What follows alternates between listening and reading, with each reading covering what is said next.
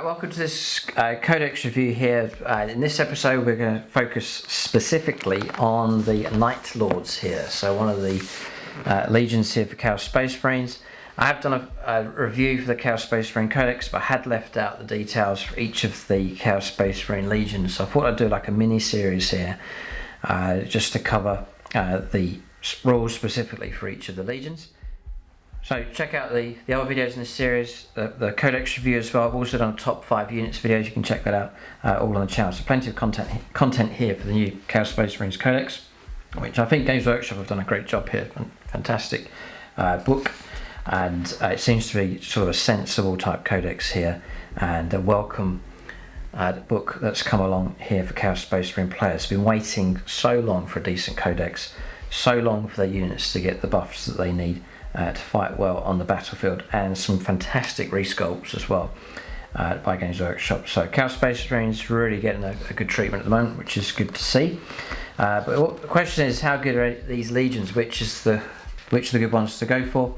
As are the Night Lords a strong option to go for? We shall see. So there is a fair bit to cover here. Games Workshop quite generous in what they're giving each of the legions. A bit like a Space Marine chapter, you choose your legion that you want to use, and you get specific traits, abilities and so on for them. Before we get stuck in, for discount 40k, do check out the sponsor. There's the Outposts, they do discount 40k, Age of Sigmar, loads of other gaming systems. They ship all across the UK, across Europe, to many countries as well, and if your order's large enough you can get free shipping on top of your discount as well. So check them out for discount 40k.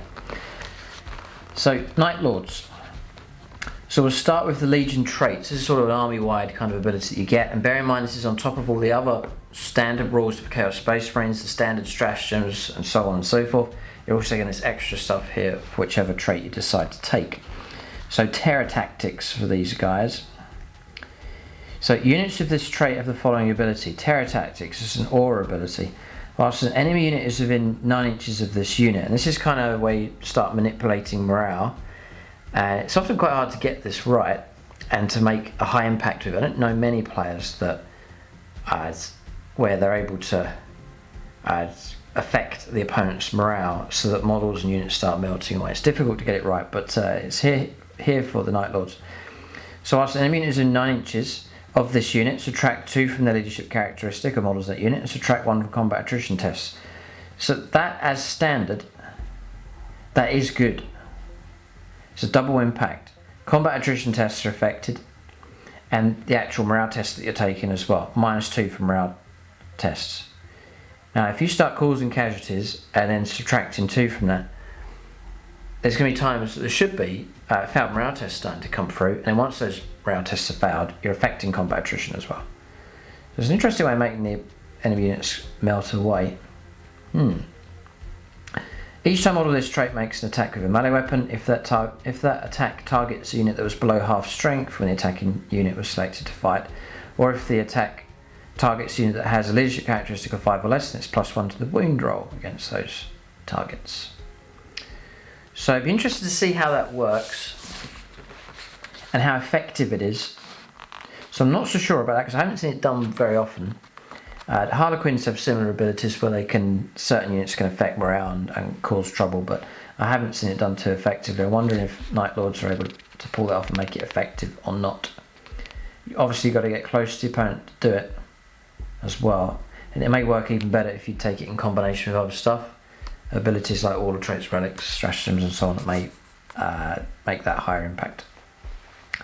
So secondary objectives. So I'm not sure about that one, is my verdict, but it'd be fascinating. Any comments that you have and whether this works or not, or will work, leave it in the comment section below. So sow the seed, reap the fear is the secondary you can choose. So if you select this objective, you score 1 victory point each time one of the following happens. So, right. So this links in with this. If an enemy unit fails a morale test, you get a victory point. If an enemy unit falls back, you get a victory point. If an enemy unit fails an action, you get a victory point. How interesting.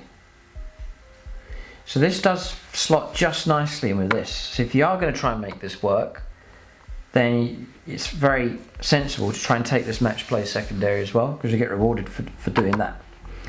In addition, each time an enemy unit is destroyed by a melee attack made by a Night Lord's model from your army, before removing that last model in the enemy unit from the battlefield, roll 2d6. I'm liking the idea of this. Roll 2d6. If the result equals or exceeds the leadership characteristic of that enemy model, you score a victory point. Fantastic. The model can, if it is resurrected for any reason, i.e. it was destroyed and subsequently returned to the battlefield, potentially contribute victory points due to the secondary objective several times, assuming it's resurrected and subsequently destroyed several times over, and your 2d6 result equal or exceeds, so you can do it multiple times. Yeah, I like the secondary, very thematic, and this is one of the good things that Games Workshop have done with this Codex. It sort of came as a bit of an avalanche when I did the Codex review, just seeing a mass of rules coming through. It was a bit overwhelming, but when the Codex shock, as I've called it, calms down, you just start to get used to the rules. You then discover the depth of the legions, which is great. I'm sure Night Lords players are going to be happy. At least I'm sure many are going to have a go at doing this and see how effective it is in games. It's got a different way of causing trouble for the opponent, so it is a fascinating way of playing, for sure. So we'll see if there's any extra help here. I'm liking this theme and the potential that it could work, but is there any further assistance with Relics, Warlord Traits and so on? So, Night Haunter's Curse. Once per turn you can change the result of a single advance roll, hit roll, wound roll or saving throw made for this warlord to be a 6. This counts as a modified 6 for all rules purposes. So, interesting one. Could be useful in the right situation. One piece at a time. Each time this warlord is selected to fight, after it's finished making its attacks, if enemy models were destroyed by those attacks but the unit was not destroyed, select one of those enemy units. Till the end of the next morale phase, subtract 1 for combat attrition test for the enemy unit. And is that cumulative? Can you do multiple -1s to combat attrition tests, I wonder? I'm not sure about that one. Each time this warlord makes a consolidation move, unit or models in this unit can move in any direction and can do so even if they're already touching an enemy model, provided each model finishes its move within 3 inches of an enemy unit. So you can't pull out of combat with it, but you can sort of roll around and lap around without restriction. Murderous Reputation, Aura. Whilst an enemy unit with the objective secured abilities within 6 inches of the warlord, it loses that ability. Killing Fury. Each time this warlord is selected to fight, if it made a charge move, was charged or performed a heroic intervention this turn, till the fight is resolved, add D3 to attack's characteristic of the warlord, and each time the warlord makes a melee attack, is considered to be engaged in wanton slaughter for that attack, instead of any other wanton attack or wanton act it's engaged in. So I think it's popping 6s to hit in close combat, basically. Alright, one with the shadows. Each time an attack is made with this warlord, your opponent can reroll. Your opponent cannot reroll the hit roll, and subtract 1 for the attack's hit roll as well. Okay, not bad. And then lastly, Dirty Fighter. At the start of the fight phase, you can select one enemy unit within 3 inches of the warlord. That unit is not eligible to fight until all other units are done, so you should force them to fight last. There's little bits of help here to make the opponent struggle to be as effective. Sort of disruptive type stuff going on here with the Night Lord's Warlord Traits. Right, next, so you get a full page of stratagems, 8 of them, and you get a full page of relics as well. So there's plenty of variety being granted here to these various legions. So in Midnight Clad, for 1 command point, use this stratagem in your opponent's shooting phase when a Night Lord's infantry unit excluding cultist units is selected as the target of a ranged attack. Until the end of that phase, each time a ranged attack is made against that unit, subtract 1 from that attack's hit roll. Okay. It's not too significant, but could be helpful enough. And I'm thinking, for command points, thinking now that you start off with a lot less. There's a trickle of them coming through during the game, so you've got to think carefully about how you're going to use stratagems and spend those precious command points. So next is Sound the Black Hunt for 1 command point. Use your stratagem in your shooting phase or fight phase, and Night Lord's Core, Demonkin or character unit from your army selected to shoot or fight to the start or until the end of that phase. Each time model that unit makes its attack, if that attack targets the unit that was below its starting strength when the attacking unit was selected to shoot or fight, or it targets the unit that has a leadership characteristic of 6 or less, reroll hit rolls of 1, and if that attack targets the unit that's below half strength when the attacking unit was selected to shoot or fight. or it targets a unit of his leadership characters got 5 or less, you can reroll the hit roll. So a bit of extra bonus coming through picking on weaker targets. Or Flay Them Alive for 1 CP. Use a stratagem in the fight phase when an enemy warlord is destroyed by a melee attack made by a Night Lord's Heretic Astartes model from your army. To end the battle, each time a combat attrition test is taken from an enemy unit, subtract 1 from that combat attrition test. Quite cool. Just a sort of army-wide ability. Yeah, enemy warlord is destroyed. Okay. And then underhand scheming, 1 CP. Use a stratagem at the start of your charge phase. Select 1 Night Lord's unit from your army. At the end of that phase, the unit is eligible to declare a charge a turn in which it fell back. So a bit of tactical flexibility of that. I would say so far, the Chaos Legions, the biggest challenge and the most unique would be the Night Lords with their style. And trying to make that work. The biggest challenge, I think, would be with these. To make an army that's effective on the table. And to get that nice strong theme that works at the same time. From the Knight is next. 2 CP or 1 CP. Use a stratagem in the reinforcement step of your movement phase. Select on Night Lord's infantry or Night Lord's pike unit from your army that is either in strategic reserves or is a reinforcements unit that's not yet been set up on the battlefield. The unit can now be set up as if the battle round was one higher than it currently is, regardless of any mission rules. If the unit has a Demonkin keyword, this stratagem costs 2 CP, otherwise 1 CP. So it's basically bring stuff in on turn 1, I think is the idea. Or maybe if you took a unit off and you have to wait a turn to bring it back, you could just bring it back. Yeah, no, I don't know if that will work with that. But I think it's especially helpful for bringing stuff in on turn 1. I think it's the way to use that one. Screaming Skies next. So Screaming Skies, use a stratagem at the start of your movement phase. Select 1 Night Lord's jump pack unit for your army, remove it from the battlefield. In the reinforcement step of your next command phase, you can set it up anywhere on the battlefield that's more than 9 inches away from any models. So it's just deep strike back in again for 1 CP.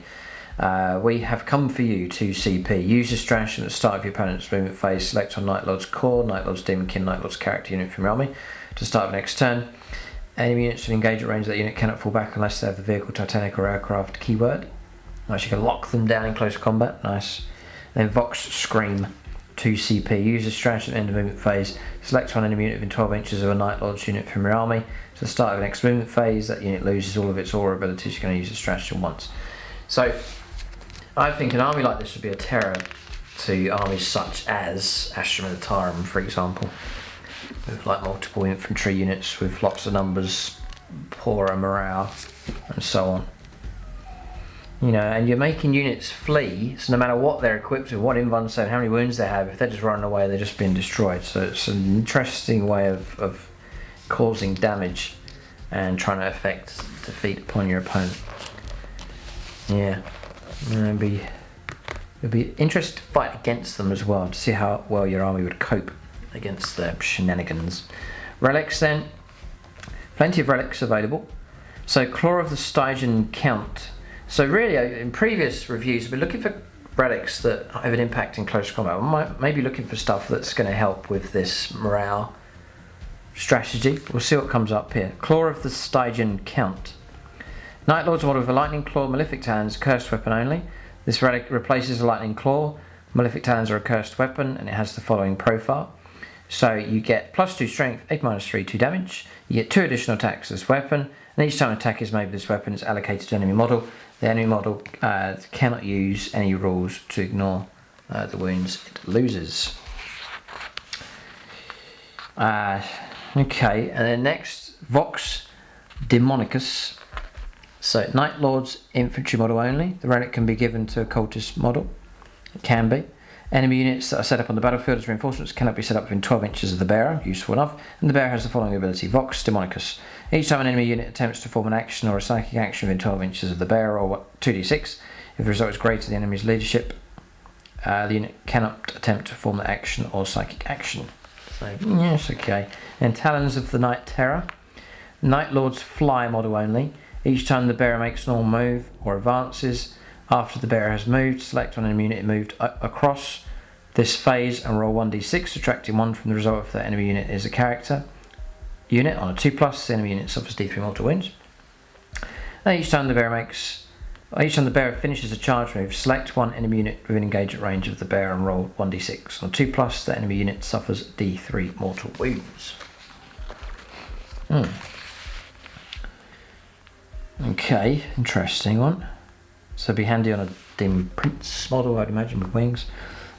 Scourging Chains, Night Lords model only. Each time the bearer makes a melee attack, improve the AP by 1. While an enemy model is in engagement range, subtract 1 for the attack's characteristic of that model.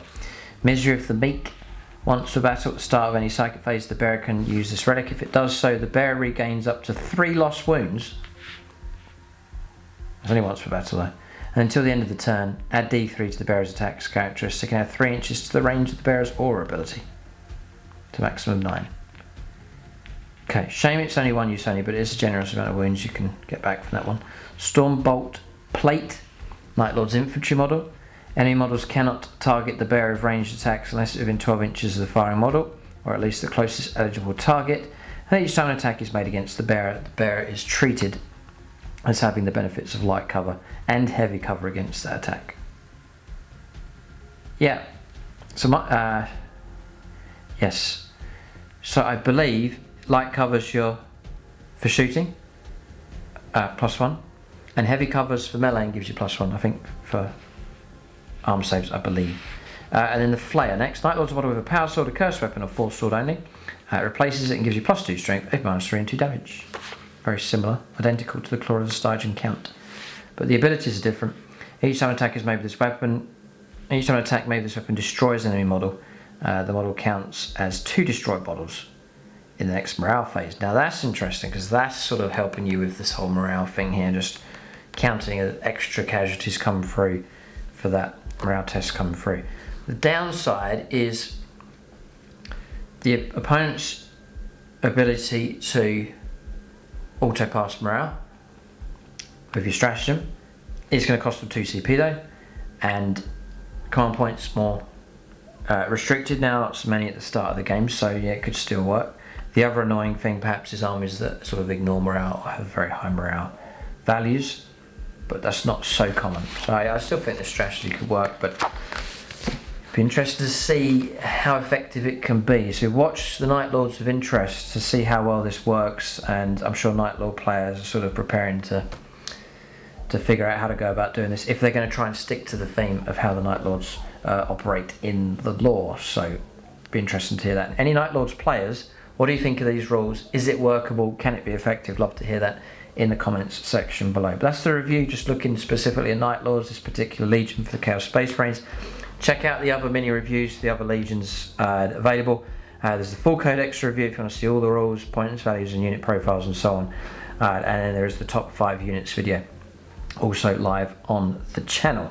And then finally, check out the video sponsor here for discount 40k, the Outpost. Use the link in the video description below. Keep a lookout for more videos in this series. Thanks for watching and tune in next time.